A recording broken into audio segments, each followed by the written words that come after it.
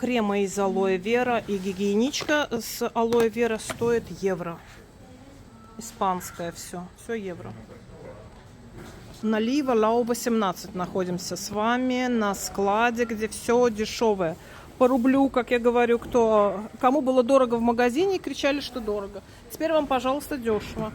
6 евро это вот эти энергетики для спорта, знаете. 6 евро пачка. Вот эта водичка знаменитая. Евро. Газированный такой напиточек тоже евро.